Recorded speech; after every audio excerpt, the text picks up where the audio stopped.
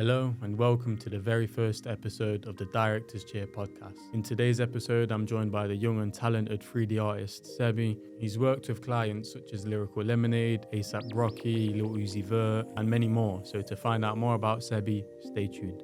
Today on the first episode, we're joined with Sebi. What's good, man? My name's Sebi. Nice to meet you. How old are you, bro? I'm 20 years old. 20 years young. I'm 20 as well. Yeah. And we're in the same boat. I guess we'll start it off with what inspired you to go down a creative path? Oof. So I grew up like most kids, just kind of like doing dumb. Wait, am I allowed to swear? Yeah. Okay, good. I just grew up like most kids doing dumb shit, like making pretend YouTube videos, making movies with my sister, playing on GarageBand, and then like also I was a lot into video games as a kid, like Lego Star Wars, stuff like that. So I just kind of always had this inkling and this feeling of like I need to be making stuff, and that was like what made me happy. I had like a million Lego sets. My parents were also, they used to buy me so much Lego, and so I was constantly just like playing with Bionicles and Lego and stuff like that. So this creative drive has kind of always been there. And then when I kind of grew up a little bit and got into like sixth form, it kind of just went away because I got so focused on like going to university, and school already pushes that narrative of like you need to go to university and get a job and do this whole path and whatever. And I just kind of, I was kind of sold on it. I was like, okay, well, you know, I'm decently smart. Like, that's what I'm supposed to do. But then when I went to university, I was just like, I don't know if this is for me. And so I just had to like find a way to make something work. And I had I knew a bunch of people that we'll probably talk about later on in this podcast who did all sorts of things like doing podcast stuff or doing graphic design, doing video editing, doing 3D. And I just thought to myself, like, if they can do it, why can't I do it? And then moved back home with my parents, learned how to do Blender, was just spending like all day and all night just on my computer. My parents are like, why don't you leave your room ever? But eventually ended up just being able to do this full time now. Yeah. When did you first open up Blender? Was it the donut? Yeah, so I believe it was the 15th of January on 2021. And I literally like, I don't recommend doing it this way, but like I bought a PC first and then learned 3D. Whereas you probably should like try and practice on your laptop first. But I was just like, nah, I'm just gonna go like full send, buy the PC. All my stuff came. Had some help with one of my friends, Dan, to build the PC, and then just like jumped into the donor tutorial. And then within like that took me about 10 days to do. I really took my time on it, like redoing a bunch of the steps over and over and like playing with every single slider. And then about 2 weeks later, just met somebody through doing one of my own podcasts, and then he hired me to like help model a bag in 3D, and then some clothing brand people. Like I worked on a video for them, and then things just kind of kept on continuing until I'm here now. Fair enough. Good. I'm interested. What was the first PC build? The first PC build is actually the same PC that I've got now. I got a 3060 Ti. I was actually really lucky because like the whole scalping thing hadn't just hit. You would at 2021. You would have got there just before. Just before, yeah. So I remember I bought this. I think I bought 9 graphics cards. Right? Hold on a second. So I got the bread. No, so like I made an order for a 3060. A 2070 Super. Then that died. Like the order didn't go through. Then did another one, and then like just couldn't get one, and eventually ended up with a 3060 Ti that I bought on eBay for like £550. Literally within like a couple of months, graphics card prices went through the roof, and that same thing was worth like £1,000. So I got pretty lucky. The Ryzen 3700 XT, 32 gigs of RAM, and then I had like a crap £100 monitor, and like an ergonomic mouse from Amazon that I still use today. Yeah. My monitor is terrible now. I obviously I do music video work, and color grading on that monitor. Once I send the video to my phone and I look at it, and it's like, what is this? What is this? It's not the same video that I did on my phone. Yeah. So you use DaVinci to grade your work as well after input. Yeah. So it's interesting because I think I kind of missed out on this when I was at sixth form. It's around about that time, or maybe in the summer holidays of just before uni. I kind of tried doing some YouTube video stuff. Made like 10, 15, 20 YouTube videos or whatever. What sort of YouTube videos? Creative-based ones or? Oh, they're kind of embarrassing, man. Like everybody has those videos that you don't want anybody to see. And I kind of just made like a few video essays. I even made, I made a how to cook an omelet tutorial. You never know Inspired what by the like algorithm's gonna pop off with. yeah, I know. Inspired by like Josh Wiseman and like Corey Kenshin and stuff like that. They did some really entertaining cooking videos. I was like, why can't I do that? And that's kind of like everything that I've done just comes down to that. Like I saw a podcast called How I Built This with Guy Raz, and I was like, why can't I do that? You know? So it's just constantly just thinking, let me do what somebody else is doing, see if it works for me. But those YouTube videos, they were fun, and that's kind of how I learned how to use DaVinci, because beforehand I like edited a few things on TikTok and on like iMovie, but then I was like, now I want to get into like proper editing, and then that's how I learned DaVinci, and now I just kind of use that for my compositing, color grading, and like sound design as well. Yeah, fair enough. Yeah, I really like your sound design as well. Thank you. In that, you know, the purple robot vid. Yeah, your profile picture vid. Yeah, I love that. thank you. I remember when I seen that, like this is when I was getting into Blender, and like my whole Instagram feed was just 3D art, 3D art, 3D art, and I thought I just follow him and a bunch of people, so my feed would update to this, and I just assumed he was American. Like it's so crazy that you're in the same city at the same time and everything, and I forget how it works. I mean, most of my online mutuals, I guess you could call them, they're all American. Yeah. And a lot of the people who do Blender, they're American too. Like Yeah. I think I know one guy in the UK, two guys actually that use Blender, and all my other friends, like 10, like 15, 20 people, like they're all American. And there's just so much going on there. Like the culture over there is so much more open to stuff like what we do. I mean, even you said like with this studio, you set this up so that you can have like a hub in the Midlands. Yeah. And everything's either in Manchester or in London, and then everything else is just dead. Yeah. It's just nothing here. But you know, in America, this thing's absolutely huge. Yeah, I can imagine. How did you go about networking and finding American friends that are into Blender and stuff? Because I literally have nobody. Everyone in there, I try and, like Isaac, the graphic designer, I try to push him like, oh yeah, learn Blender. I need a friend in Blender. But how did you go about networking? So when it comes to the Blender thing, you just have to be really, really friendly, right? And you have to just assume that like everybody is a stranger that's yet to become a friend. And if you apply that to like online too, that's where this kind of comes in. I went through a phase of literally anybody that I saw who did 3D on Instagram, I would instantly message them. And like I'd message them with a genuine compliment of like something that they do. So I read this book called How to Win Friends and Influence People. I've read that book. It's a great book, well. right? Great book. Amazing book. One of the aspects it talks about is like giving people genuine compliments. Yeah. And so that's all I was doing. I was literally like anything that came up on my feed that was 3D on the explore page, I just instantly was like, yo, this is so sick. Do you use Blender? Do you use Blender? Like blah, blah, blah, blah. And then those conversations just kind of like carried on. And then I ended up like putting a group chat together of like, I don't know, 15, 20 people who I labeled as like the underground 3D community. So cringe, but those people then ended up like, you know, hitting it off in the group chat like almost every single day.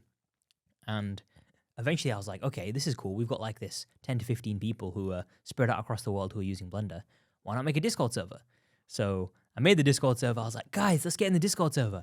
Crickets. Absolutely nothing. Nobody at all joined the Discord server or did anything until like 6 months down the line when like COVID was really at its peak and nobody had anything to do apart from like sit at their computer. And during that time I had like a bunch of friends who, I made a bunch of friends who also use Blender, and we just kind of chilled in that Discord together and gave each other jobs, gave each other tips and tricks, and just became friends and ended up like flying to New York together to just kind of chill out and explore and do tourist stuff and have fun. So you just got to be really friendly, and you got to be really open to the idea that like anybody that you see is potentially a friend, and just applying that like in every situation possible. Yeah, I'll take your advice. Yeah.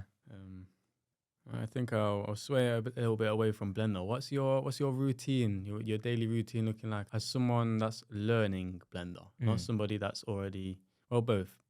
How would you go about, did you have like a structure to learning, like the way you would put hours in your day to it, or? Okay, so I'm somebody that I know a routine is good for me, just like everybody else, but sticking to it is difficult. It's difficult. Especially when you can kind of like be your own boss, you know, and you kind of control what you do in a day. But back then, it's all a bit of a blur. I won't even lie. Like, I would just sit down at my computer and like do tutorials. Like that was the first thing I'd do. I'd just did the Blender tutorial, the donut tutorial, and then as soon as you learn the tutorial, you just try and like do something very similar to that, and apply all those skills. And then if you don't know how to do something, you go back to the tutorial. And I was just doing that a bunch, and then like kind of just studying like filmmaking as well. And there's a website called Shot Deck, which I use to like frame things up really nicely, and like trying to become a real student. So spending a decent amount of time like consuming other people's advice, and like consuming as much knowledge as possible, and then just like trying to do something with it. One of the things that I did was like set up a podcast as well, so that I could get in contact with people who can kind of fast track my progress. I had like a few friends when I started out who had been using Blender for a few months more or a few years more than me. And so when there was a problem, I just could go to them and be like, yo, what is this? And they're like, oh, all you need to do is just press this button. And so then that just fast tracks you, because you have people you can go to when you're stuck, as opposed to just like trial and error and trial and error and trial and error. So yeah, the routine is basically just do a bunch of tutorials and get help when you need help. And like push yourself out of your comfort zone. I started taking on jobs, I think like 2 weeks after I'd completed the donut tutorial. Crazy. Like I wasn't qualified to do that. Like, let's be honest, like I didn't have anything really apart from like the basic skill set. But if you can convince yourself that like, oh, I could do that, or I can learn how to do that, then the sky's really the limit. You can just learn how to do anything. I suppose that I did the same thing with music videos. Yeah. Like I watched the Cole Bennett video, and I was like, yeah, I can do it. And then at first actually I did one with my friend, and then after I just messaged random people, and I was like, yeah, I'll do a music video for cheap. And then after I got the work, then I learned how to do it. Exactly. And then it puts pressure on you to learn how to do it, so you're not going to get an upset client straight away. Exactly. So. And everything we know basically is just from the internet. Like, Yeah. there's so much on there. YouTube, Reddit, like it's all there. Yeah. So I take it you wouldn't recommend going to any schools for learning 3D. Do you think everything is on YouTube, Patreon? I've learned everything that I've learned from people and from the internet. Yeah. Now that doesn't mean that you can't learn it from elsewhere. And if you were trying to go down like more of an industry route and you wanted to get into like movies and you kind of wanted to go through that route, then okay, I guess going to like only the top universities makes sense. So I think there's like University of Hertfordshire apparently like has this like 3D CG animation course, and apparently that's really good, and they've got like links to employers and studios and stuff like that. Okay, that makes sense. But most creative stuff, at least in the UK, the universities that teach it and the courses are not good enough. It's just not good enough. And my way of thinking about it is the same as if you're going to university to study business, that doesn't make any sense to me, because I say the same thing to my friend when you're watching this, Collins. I say the same thing to you. Start a business. Yeah. And you'll learn more about making a business. Yeah. It will more than likely fail, but so will the business after you finish uni. Exactly. And I actually had a conversation with an animator called Justin Rosh. I can't remember the pronunciation, but he essentially worked on Coraline as a stop motion animator, and he works for Blizzard Entertainment. And he's done everything. Like he's been in the industry doing movies. He's done commercials for people. He did like a video for Supreme and Gundam, like a stop motion thing for them. So he knows what he's talking about. He essentially said that the only thing that matters in these kind of industries when it's creative is your work. If your work is good enough, nobody cares about anything else. The work will speak for itself. Let's say you see somebody and their work is just like blown you away. It doesn't matter how old they are, what school they went to, anything, you can get the job. An example of this, Across the Spider-Verse just came out in cinemas, right? A 14-year-old worked on that movie.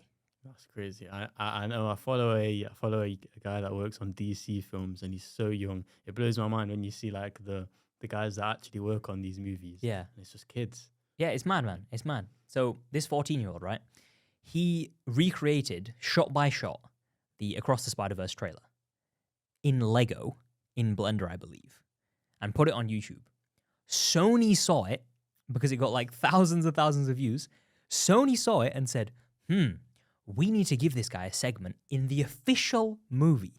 A 14-year-old got like a 20 to 30 second animated segment in the biggest superhero movie, arguably, like, of the year. That film was amazing. Yeah, it as well. was. That It was film nuts. amazing. It was absolutely nuts. 14, he topped Langren Williams. Or William Lang. Yeah. I remember watching a video by him, and he was talking about how when all of his friends were just playing Fortnite, he was like, "No, I'm going to learn Blender instead." I wish I did the same thing. I'll be honest, I had way too many hours in Fortnite. I Same. think I had like over 1,000 hours in that game. That was me with CSGO. Okay. Played it way too much. I think I have like 1.5k hours. Yeah. If I put that into Blender, geez, I'd be You'd a lot be a further. beast. You'd be a beast, yeah. To be fair, I don't think I put enough time to it. I've just said now, I've just got back from holiday and I'm not taking any client work in July. And I'm actually like, I've basically made my own course in like a PowerPoint of everything I want to learn. Yeah. And I'm just going to go through that and actually try and make the progress that I want to make in it. Because I always say, I want to learn it. I want to get better at it. Yeah. And then next thing, I've got 3 music videos to do and I can't get round to it. And then I mean, that's something that's really difficult. How do you, because I'm terrible at doing this, balancing client work and personal work. I mean, if you look on my account, I've not even posted that much stuff. And I think one of those posts is like something that I made for fun for myself, and the rest of them is just client work. So do you have any tips on like how to actually prioritize your own stuff as opposed to taking on client work all the time? Probably the worst person to ask this question. I suppose you just have to be stubborn. You have to be stubborn. For me, it's also hard to let clients down. Like I have a lot of people that I know that they only want to come to me for a video, and it's like it's sort of hard to turn them away because then I feel like I'm going to lose them. I feel like they're going to go to someone else, and then they might like their work better than mine, and then not come back to you. But I suppose a good routine. I'm in sort of a routine now of where I try and get my work done in a certain amount of hours, and then the rest of the day I just put towards learning and personal projects. I think a routine, and I'm not the best person to ask this question. I'm struggling. That's like one of my struggles right now. Yeah, I'd say. Apart from that, is there any other struggles you have right now as a creative? I feel like a lot of creatives, especially on social media, well, everything on social media, no one speaks about the bad side of things. And it's sort of hard to watch because you just feel like, everyone's absolutely killing it. Yeah. Is there any negatives to it that you could speak up on? So I want to preface this by saying, like, I am unbelievably blessed to like be in the position that I'm in, where, you know, over the past 2.5 years, like, I've not had to get like a proper job. I don't like saying it that, but like, I've not had to, you know, go and work somewhere for somebody else, like in an office or anything like that. And I'm super grateful for the opportunity that I've had. But there are some downsides. Number one is there is a big lack of separation between like your family, your friends, and your hobbies and your work. Like I have my office in my bedroom. And so, you know, I wake up and then my desk is staring at me right there, ready for me to go and work. And, you know, it's really difficult to find the balance between like working on trying to progress your career, because it feels like it's all in your hands. It feels like you have to choose between like having fun and like having a social life and seeing your family and all these things, and grinding and trying to like meet this person and network with this person and do this job for that person. And it feels never ending, you know? I did some stuff for Lyrical Lemonade recently, and like they were on my dream client list. They were like, I used to think to myself, like, if I can work with Lyrical Lemonade, that's amazing, because I love Cole and what he does, and they're such a cool thingy and blah, blah, blah. But now I've done it, and it's like, okay, well, what's next? Like, of course, it's an amazing achievement, but you have to move on. And it feels like there's just this unlimited abyss of like more and more and more and more. So you've got to be careful not to get caught up in that, because it is easy to just think to yourself, like, I'm not good enough compared to a lot of the other people going on, and trying to just like overcompensate for that by overworking yourself and not being able to keep a bunch of balance. I'll say another thing on that is the finance side of things. Trying to juggle that with client work and figuring out like how to pay all the bills can get pretty stressful, because most people, They go to work X amount of days a week, X amount of hours, and then they get a guaranteed amount of money no matter what at the end of the month or whatever. I, for example, don't have that liberty. My work is my input, my income is very output based. So if I don't like deliver on a video, or if a music label doesn't pay me on time, or if I don't take on X amount of projects and, you know, network with this person or whatever, then I don't have any money coming in. Yeah. So there's like this massive pressure to like keep on going and keep on going. And there's also this massive pressure of like, let's say I'm working with a client and they give me a 50% deposit. All of a sudden I feel like this huge thing to prioritize that over absolutely anything else in my life.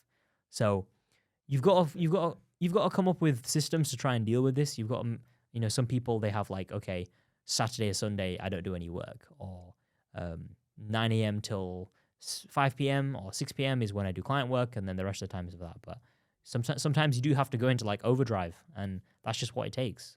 It's difficult. It's not easy to deal with. Yeah, I definitely relate. I only just started working here. Until that, I was pretty much in the exact same boat. Yeah. Like it is very stressful, especially what you said, the 50% deposit, and then you also feel like now you have to impress, because if you don't, you might not get that other 50%, and then you've wasted your All whole the time, time, all the time doing it. Yeah. You mentioned you don't post a lot of work. I'm the same. What other work do you get up to? A lot of my stuff is kind of like stage visual stuff. I went through a bit of a phase of doing a lot of like crypto based things, because like the budgets were really nice and the people were pretty nice. A little bit of motion graphic stuff here and there, and then just other things that I don't know. I feel like my Instagram should be a good reflection of what I'm good at, but also the direction that I'm trying to move in. And some of the jobs that I do, they give me value in different ways. So some jobs, they will literally just be for the money. Yeah. Other jobs, it'll be for the connection. Other jobs, it'll be because it's like ticking it off a bucket list, or, you know, you're doing a favor for a friend. So some of the jobs where it's just kind of like, you know, I'm doing a favor for a friend, or I'm just doing it for the money. Like, I don't really care about posting it, because it's not like my best work. It's not something that I want to like show off to people that much. Probably also something that you don't want future clients to see and think you'll do more of as well. Yeah, because if it's not something that I care about that much, and like I want to go into that realm, then why don't I want to post it and show it off to everybody, you know? If a client approaches me and then they want to see if I can do something like that or whatever, then okay, maybe I could like send it to them. But my Instagram, I kind of want that to be a bit more refined and like cool, I guess. What's your favorite piece of work that might not be on your Instagram? It probably will be on the Instagram, but My favorite piece of work. not even necessarily the best, but the one you had the most fun creating. This probably wasn't the most fun that I've had during a job, but I think the one that shaped me the most, and the one that kind of made me understand, is a job I did for a crypto company called Rare Pizzas. Now, a lot of these crypto companies have really bad reps because it's like scam and, you know, NFT and all this nonsense. But these guys at Rare Pizzas, man, they're like amazing. They made this project in order to raise as much money as possible to give people free pizza. No strings attached. No strings attached. All they did is like sold NFTs and then used that money to buy people pizza. Like, that's it. There's some good people. There are some good people out there. So I think it was maybe 2021 in the summertime, or in about May. So I was just kind of getting started, and I met this guy Sam on Clubhouse, and he just approached me and he was like, "Yeah, we're trying to do this thing where we give people free pizza." And I was like, "Okay, I'm down." And I ended up working on that project for around about a month and a half, and I didn't ask for any money. I didn't ask for a single penny, and that taught me so much, because I worked with people who had previously been at Disney and at Industrial Light and Magic, who had like worked on crazy big projects. I figured out like how to network with people better online.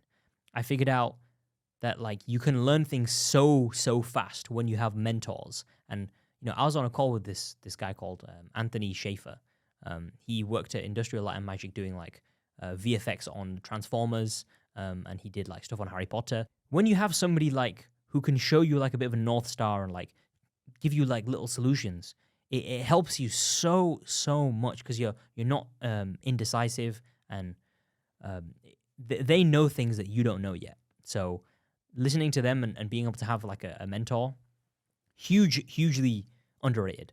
And then I did all of this stuff for free for about a month and a half. The thing came out absolutely sick. I'd only been doing 3D for 3 or 4 months, and all of a sudden I made this video of these bottles kind of like flying around for this NFT thing. And from that, they then ended up paying me X amount of money after that, once they just decided to pay me. And I ended up meeting like so many people that netted me like thousands of dollars worth of work.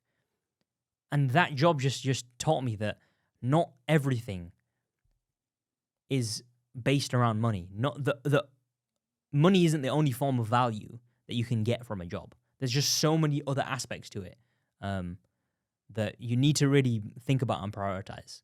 Because if you just chase money, then you're not going to progress as fast as somebody who prioritizes people and making connections and doing smart things to like get in the right places. 100% agree. I feel like when you chase money as well, it leads to burnout a lot faster because you're not even enjoying doing what you're doing. I mean, I had that maybe 6 months after that where the crypto craze was kind of going on, and I was just taking on crypto job after crypto job after crypto job, and I made a good amount of money, but I was absolutely annihilated. There was this one gig that I did where I think I averaged like 100 steps a day because I was just at my PC, went downstairs like once or twice a day to eat, and that's it. And the rest of the time it was just at the PC, working. And at the end of the month, I got a decent amount of money, but it felt so empty, and it really does drain your energy. So you have to get like a good balance between making money and doing things that you care about with the people that you care about. Yeah, 100%. So what's one thing that you learned now that you wish you knew at the start of your journey? Like a top tip. I suppose, yeah. Something that you'd go back and you'd tell yourself while you was making your donut. Not necessarily the donut, but I'll do this instead. It's a bit more of a general tip, but not everything has to be perfect. I had this massive obsession with like really dialing in the details. Yeah. And nobody noticed them. Yeah. Apart from me. You learn about surface imperfections, and Yeah. all of a sudden you're making the thing that's out of focus. Exactly. Yeah. Exactly. And you have to understand like the 80-20 rule. Everybody talks about it. 20% of the stuff is what is going to net you like 80% of the reward. So you need to figure out what 20% of this project is going to get you 80% of the way. And there's no point, texturing the wood of the wall that's in the shot for half a second. Like just put like a random wood texture on it and just leave it. You need to be able to just let go of these things so that you can just speed up your workflow and understand that like nobody cares about those details as much as you do. And sometimes when it comes to client stuff, like they wouldn't be able to tell the difference between you doing it the fast way and the slow way. So just do it the fast way and, get on with some other stuff. So just don't obsess over the details. Nobody cares about them other than you. Yeah, good advice. Good advice. I am writing a YouTube video right now, and that's pretty high on my list, especially with music video effects. It can take a long time to about rotoscoping. Yeah, of course. It can take a long time to do that on some shots, and like as soon as you add in a motion blur to it and you're then dragging it around, it didn't need to be perfect around him in the first place. No. Sadly, I only learned that recently. How recently are we talking? Probably about the last 6-7 months. Okay, that's not too bad. Yeah, what's one feature / bug you hate in Blender? Right, I don't know if this is the same with everybody's Blender, but my Blender just crashes all the time. Like, I've tried reinstalling it. I've tried, like, resetting my PC. And whenever Blender, maybe it's just not very good at dealing with, like, big scenes or, like, complex stuff going on, a bunch of particle systems, but it just crashes all the time. So, like, I always have to go in and recover. Thankfully, Blender has like a really good file recovery system where they like auto save things pretty well as long as you set it up. But it's just annoying because like you're in the middle of something, you're in the zone, and all of a sudden your flow is broken because Blender's just crashed, and then you got to like reload it and you go back like 1 minute worth of progress. But when you're doing that like 10 times every single time you sit down, flow and state and everything. You can ask these guys. While I was doing some 3D work for Kingpin Boxing, and at minimum once, twice a day, you just hear me in the background sighing. Everyone turns around. My PC, it blue screens. It doesn't even just crash. I have to wait, and when it blue screens, I have to wait a good 15 minutes for it to shut down and turn back on, and it's it's the worst. How did you go about? Did you start learning animation quite quickly then? Because I feel like I feel like I'm not that it can be a wrong way, but I feel like I'm learning Blender wrong because I feel like I'm trying to. One day I want to learn how particle sims work, and then the next day I'm trying to learn how to texture, and then the next day I'm trying to learn better modeling techniques. Do you recommend like doing that so you know a bit of everything so you can work on full projects, or spend some weeks learn one thing? Because I still have never rigged the character and animated it, and I find it hard. I find it hard to sit and concentrate doing that when there's other things in the scene, and I can just go on, what's the website called, Mixamo, and just put an animation on it rather than doing it myself. Yeah, you have to learn how to focus your energy onto the right things. I mean, if I go back to when I first learned Blender, like I said, I think the first job or the first or second job, one of them was just modeling a bag, and that was just figuring out like, how do I extrude from a cube? You know, how do I match this up to like this reference image? And then the next one was kind of like an animation that was based on more like building an environment and like maybe some lighting and stuff like that. So you have to be able to like take on a project where there's a realistic amount of stuff that you can learn. If you try to make like the full Spider-Verse movie in your first animation, like it's just not going to happen. You're just going to give up. So you need to have like a bit of an agenda where it's like, okay, the focus for this one is going to be X or Y. There's no point in trying to do the whole thing. And also just kind of studying the fundamentals. So there's the 12 principles of animation. I don't know them off by heart, which is probably not what an anime should be saying. But just having a look at like the core fundamentals behind like lighting, animation, all of these things before you kind of get into it so that you understand, oh, okay, this is what I'm doing and this is why I'm doing it. I think this is actually a bigger piece of advice. Give yourself a deadline for it, man. Yeah. You have to make sure that there's an end date to it, because otherwise it's just going to go on and on and on. I remember me and my friend, when I first started out, we did like a little challenge where we had 7 days or 5 days or whatever it was to make an animation themed around the moon or themed around space or something like that. And so we only had 5 days, and there were no stakes involved. Nobody was getting paid or anything, or there wasn't any clients, but just us putting that deadline on it meant that there was more incentive to just get stuff done quickly. And it's so much better to finish 100 projects than to finish one project. So the person who's made like 50 music videos in a year, by the end of it, they're going to be able to make a better music video than somebody who's made 5 music videos in that same stretch of time, because you do more. Because all that we do is problem solving, right? But we're just doing it like digitally. So the more problems you solve, the faster you get at solving them, and the better you get at solving them.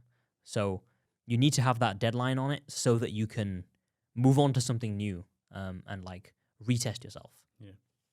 What are some of your end goals of this then? Do you want to be doing sort of the similar things you're doing now, or is there still more that you want to learn that you don't think you've quite mastered yet? I find it a little bit difficult to see where I'm going to be in like 10 years time, because this last 2.5 years, like I would have had no idea I'd be here 2.5 years ago. I think working on a movie would be sick, even if like it's a 1-second shot or whatever, and you just seeing your name in the credits, like that would be cool. I think that there's a few people on my list. Like I have this list of maybe 20, 25 people that I want to work with before I die. And I've worked with a few of them, but there's a long list of people that I haven't worked with. YouTubers, celebrities, music artists, directors, all these things that. And so trying to get through that list would be cool. Was you expecting to work with Cole so quickly? No, that was kind of crazy. Essentially, I've got a friend called Diego Reduciano, and he is like, Oh, I know. I think I Yeah. follow him on yeah, Instagram. he is one of the most amazing humans on the planet. Like he's actually an alien when it comes to like how much work he can get done and how smart he is.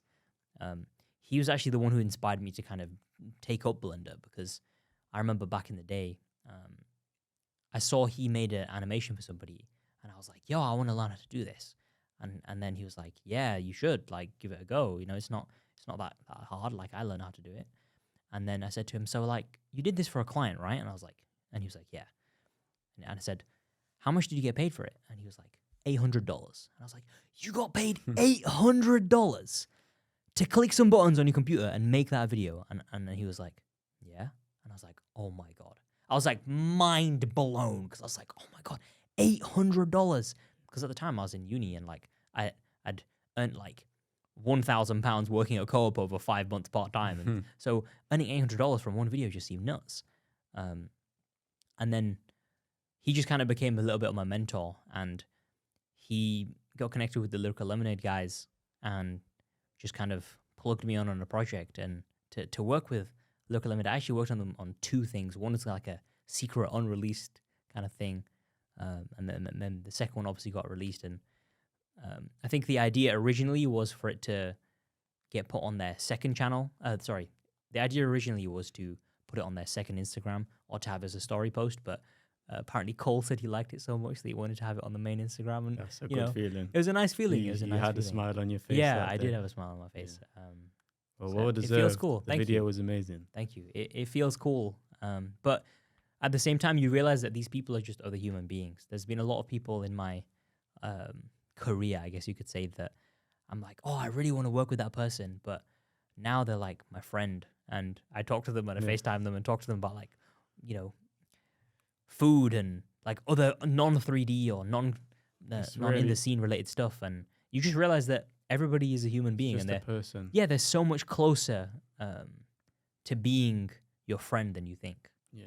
Advice as well to anyone watching: when you meet these people, please treat them like normal people as well. Because the second you start finding out, you can tell them that you appreciate them, but just treat them like normal people. And they are normal people. It's like when we do the Kingpin boxing, and I met all these people, and I met some of the people that inspired me to start editing videos in the first place. And it's like working with them in person. They're just people that just like me and you that started making YouTube videos or started doing whatever, and they just put their all into it. You mentioned there's a list of people that you want to work with before you pass. What are some of the names on that list? Oof, I'm not sure if I want to reveal these. Let me think. Okay, you don't have to. I'll do a few. Casey Neistat. Mm-hmm. And I know that one's going to be really difficult because he doesn't like working with other people. So that one's probably going to be like a really, really difficult one to do. Tyler, the Creator, he's just cool. And on a similar sort of wavelength, Donald Glover. Yeah. Those two are just so multifaceted and so good at what they do that it would be an honor to kind of like be able to be selected by them to like work with them. Samuel Ross, Heron Preston, might be controversial, but yay, Kanye West. I still think it'd be cool to work with him, despite some of the more interesting events of recent times. More promo for you. Yeah, I guess so. All press is good press, right? Yeah. But yeah, there's a big list of people. There's Colin and Samir. They're actually pretty popular now. They've got like over 1 million subscribers on YouTube, but they actually inspired me to make my first ever video that I put on the internet. They used to run weekend film festivals, and so they ran this one weekend film festival where the theme was commitment. And I posted this video on Twitter, and it was the first thing I'd ever posted on the internet. I had like no followers, of like 3 followers. and it ended up getting like 3,000 views because of this film festival and people watching and resharing it. And Matt Diavella, the other YouTuber in it, like put it in like his YouTube video as like one of the honorable mentions for the film festival. And so just being able to like work with the people who kind of inspired me to get started doing this thing and working alongside them, that'd be a really nice full circle moment. And just to, be able to show them and other people that you can go from being a viewer and just like an appreciator of somebody's content to, working alongside them. And it's not as difficult as you think. I've done that with a couple of people already, but doing it with like the people who got me to start posting things on the internet would be a huge moment for me. Yeah. A popular topic at the minute, do you use AI in any of your workflows? I do. I love DALL-E. I don't use any other AI tools as far as I'm aware, but DALL-E, when it comes to generating reference images, is absolutely amazing. It's absolutely amazing. You can just take reference images that you've already got and generate more variations of them. You can type in the most specific of prompts and you can get something that works perfectly. Do I think that you should be able to use that commercially? That's a different argument, and I don't really want to get into that. But when it comes to generating references and helping with that side of things, it's great. At the end of the day, the tools are always going to be evolving. And I think that AI, if it makes your life easier and the results are good, for example, when it comes to like rotoscoping, I know there's some AI stuff out there, like just use it, because the faster you can get something done, the better it is for everybody. Have you seen Wonder Studios? Is that the full hour job done in one click? Yeah, where like they rotate and then make a clean plate and everything like that, and adds the character to animation, and it gives you the Blender file so you can tweak it afterwards. It gives you the Blender file. Yeah. So even if it isn't perfect, like it still gives you everything to readjust yourself to it. It basically does all the heavy lifting, and you can go in and fine tune it yourself. But that's actually a good thing, because the truth is, you don't really want to be making clean plates and rotoscoping. You don't want to rotoscope. No, it's not fun. The fun part is like a bit more in the edit or the specific effects you're doing. Or I don't know, I find sound design quite fun. So if you can just outsource the more monotonous, boring things to AI, then why not just do it and then get focused on the things that actually matter? You're outsourcing for free. Yeah. You don't have to pay. You don't have to pay nobody off Fiverr or anything like that. You're just outsourcing it for free. It's amazing. I do think with this Wonder Studios thing, it's like, it made me think, should I even learn animating from ground up, or should I just learn how to fine tune the Rococo Labs? Have you used Rococo Labs? No, so I don't have a motion capture suit, but you can do it without. Oh, can you? Yeah, you just record. You just record anything, the phone, anything, and So it's not perfect, but the thing is, it's all about your artistic intent. So if you look back to Mickey Mouse and Bugs Bunny and Looney Tunes and things like that, the character animation of that is not human at all, right? It's very stylized, lots of smearing and stretching and crazy stuff going on. And then we look at like Across the Spider-Verse, and there's still human elements to it, but there's shots in there that would be impossible to do in live action. Yeah.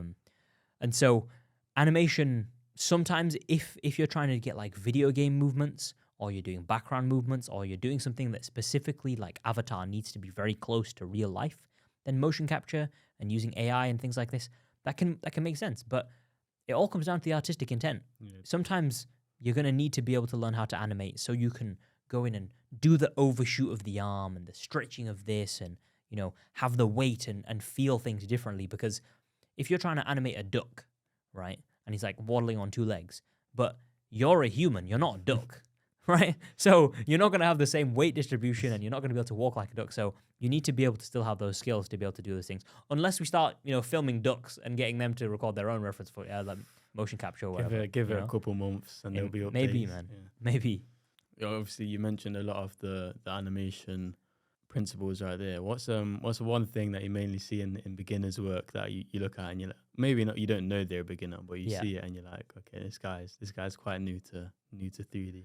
Okay, so it's going to be a little bit ironic because I do it a little bit myself, but there's a difference. Flying cameras in 3D. You know those ones that are like and all over the place? They frustrate me so much because the beauty of animation is like you're a bit limitless with what you can do, right? The sky's the limit when it comes to what you can build in 3D. But that doesn't mean just because we can do something, we should do something, right? The human eye is used to, things being quite normal and stable.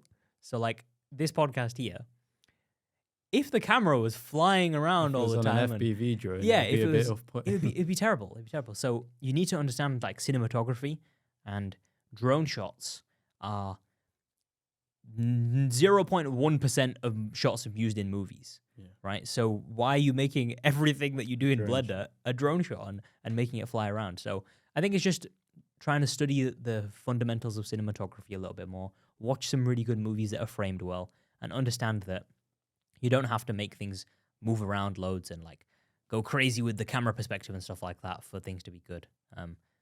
You can just move the camera slightly or do like a purposeful, dolly or like pan or zoom in, zoom out that can have a purpose to it, but you don't have to like do these crazy flying camera shots. So sorry to, shit on people's thing if that's No, okay. it's good advice. Yeah. It's really good advice. Yeah. I would take it myself. I definitely do it a little bit. Talking about cameras, I shot some like a property day recently. Okay. And I filmed out. My job was unfortunately to film reels and TikToks all day, and I filmed vertical. Yeah. Do you prefer vertical or landscape framing wise? Because I found after that day, I was like, I actually really enjoy shooting vertical. I love 16:9. Maybe it's just because I'm like a big movie guy. Yeah. And like video games as well, like having like a nice landscape. And that's just how we see the world. So like it makes sense to kind of be able to, and everything looks so much more cinematic and beautiful. Yeah.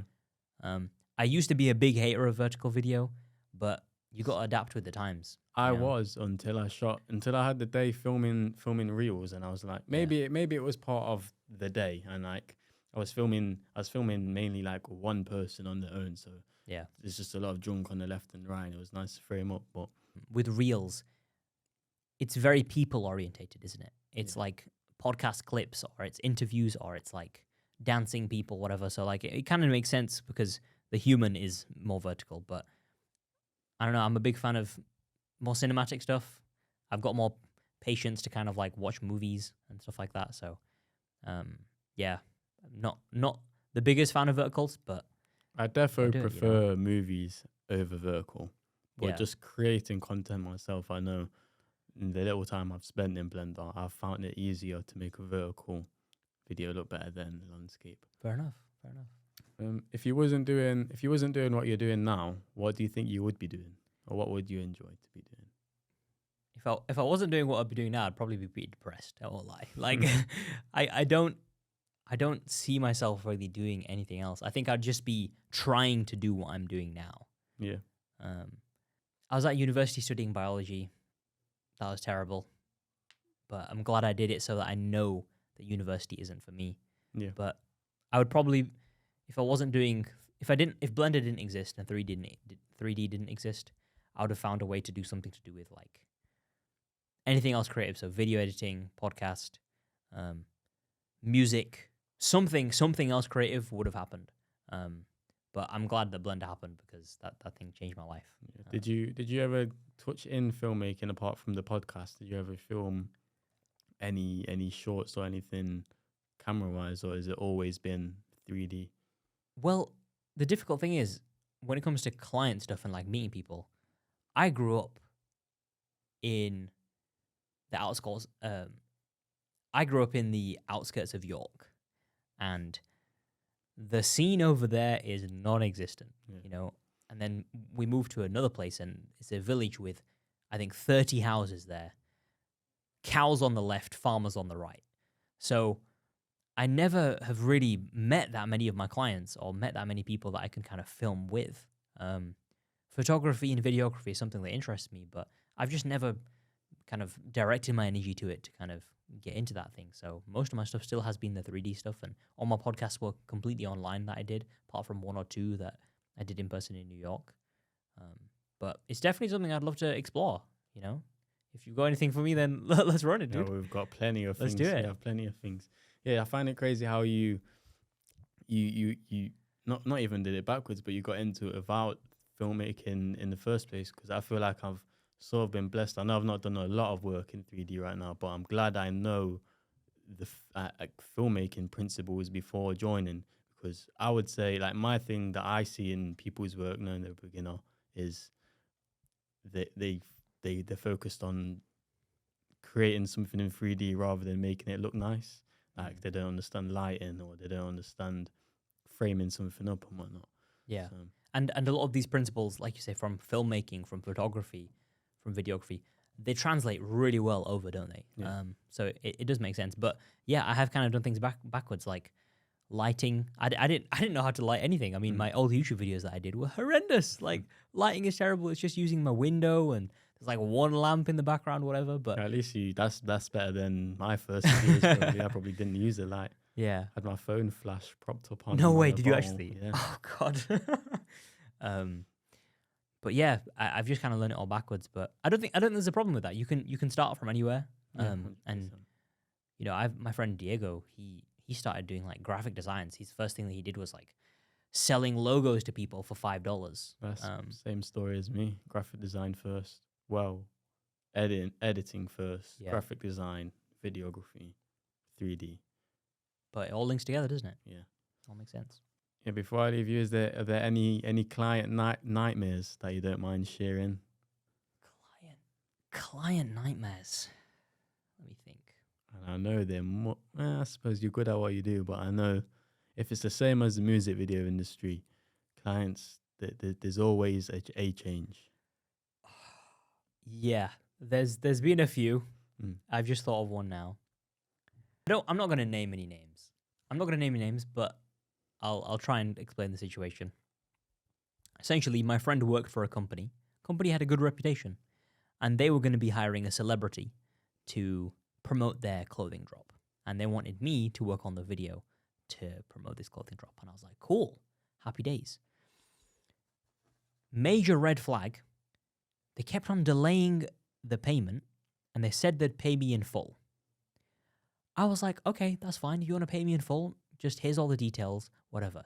They then said they'd sent the payment, and then we called and they said they hadn't sent the payment, all this thing going on. I delivered them a video with a watermark on it, and they hadn't paid me a single penny yet. And they said, right, we don't like that video. Despite us having a scope of work that we agreed on, we don't like that video.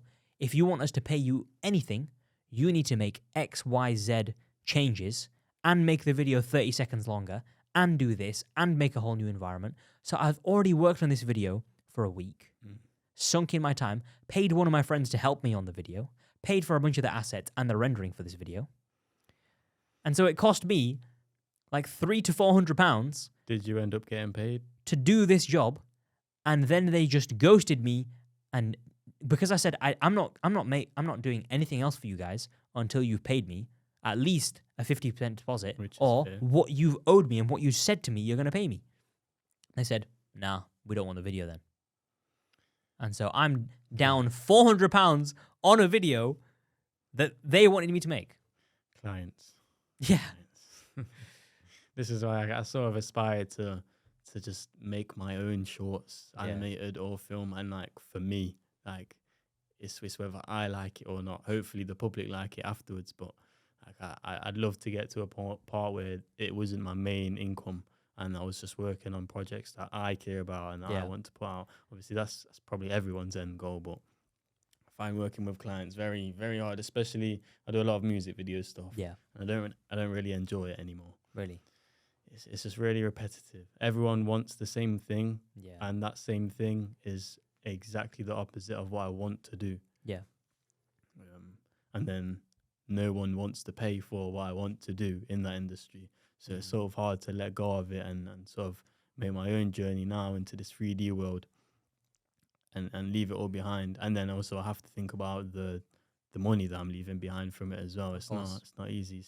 Yeah, clients a headache. They are a headache, but I think that's Not all of you. I like a some lot of you of guys. you. We love you. We love you Yeah, to bits. yeah. But that's the challenge, man. You've got to be able to get to a point where I remember there's a conversation between Samuel Ross and I think it was Samuel Ross and Virgil that's on his YouTube channel, and they essentially talk about this idea of becoming unbelievably valuable to the point where people, when you meet them, they can 100% trust in you that you know what you're doing and you are the man for the job.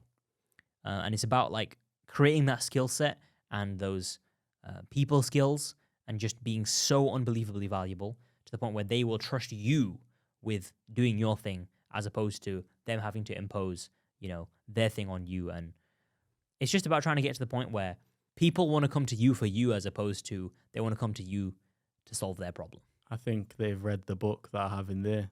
It's called So Good They Can't Ignore You. And that's pretty much the book summarized in a sentence. So before we wrap up, is there any advice that you have for new creatives, current creatives, people that are looking at getting into 3D? Yes, so I'm going to look in the camera so I can speak straight to you. The truth is that I was just some random kid who didn't have any crazy connections and who has no right to be in the blessed position that I'm in today. And if I can figure out how to make a living online, not have to worry about doing some boring job, and I'm so much closer to this creative freedom that people like you and me crave, this sort of childish drive to like make stuff and have fun, then you can do that as well. You need to have this mentality of like, if he can do it, then so can I. Kid Cudi, he moved to New York with like $500 in his bank account, and not long after that, ended up having like one of the biggest hits day and night of the 2000s. And Kanye West, managed to overcome a bunch of adversity and was an absolute nobody, and ended up then producing for Jay-Z and becoming one of the greatest rappers or artists of all time, and then decided to make Yeezy, and then branched out to all of these things. There's no limit to what you can do. The only limit is in your mind.